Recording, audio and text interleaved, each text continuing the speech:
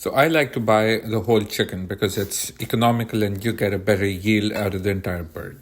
So first of all, let's put the bird on its back. That's how it should look. First things first, let's get the wing off, put it on its side, look for that joint right under its wing and make a slit. Pop the joint off. As soon as you pop it off, you can easily slice your knife through just like that. Turn it around, do the same thing on the other sides, make a slice, pop the joint and cut the wing off.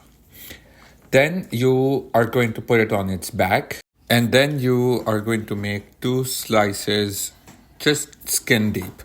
Then again put it back on its side, legs facing you, and you can completely forget about the next step. But for Pakistani cooking, I like to take the skin off. If you want, you can keep the skin on, but that's up to you. As soon as you do that, you're going to come back and pop both the joints, the thigh joints that are connecting to its back. Make that slit just like that. And now you're just going to slice through. Just make sure you get the oyster out because that's a very important part of the leg and thigh. Repeat the same thing on the other side and see how easily you can take the bone off.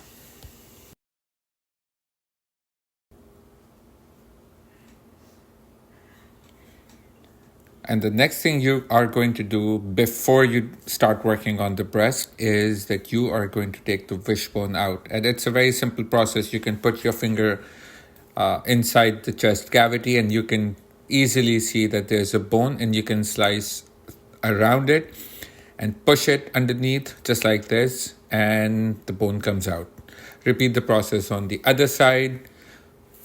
Now put the breast on its back and see how easily it comes off. Just slice right next to the breastbone and just keep slicing. See how easily it comes off. This is your boneless chicken breast.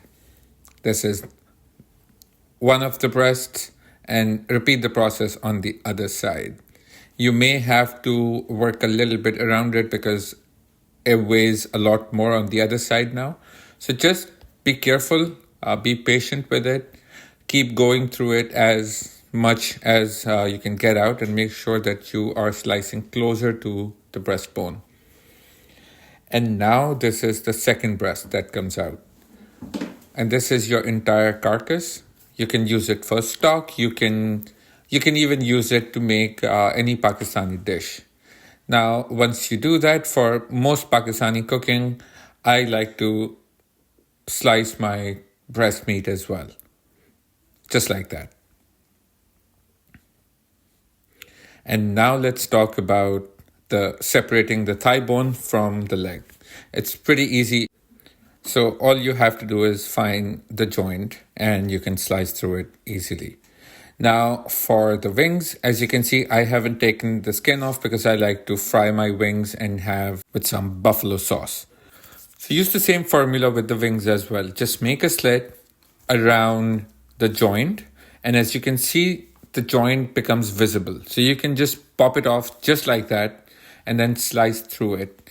Repeat the same thing on the other wing. You can keep the wingtip if you want, but I don't personally like the wingtip when I'm making wings. I use it in a stock because it has a lot of collagen. So it gives that meatier flavor and taste to my chicken stock. So this is what the chicken would look like. This is the thigh, the leg, cubed breast, the other part of it, thigh, leg, breasts. So this is how we butcher a chicken for Pakistani cooking. Thank you for watching.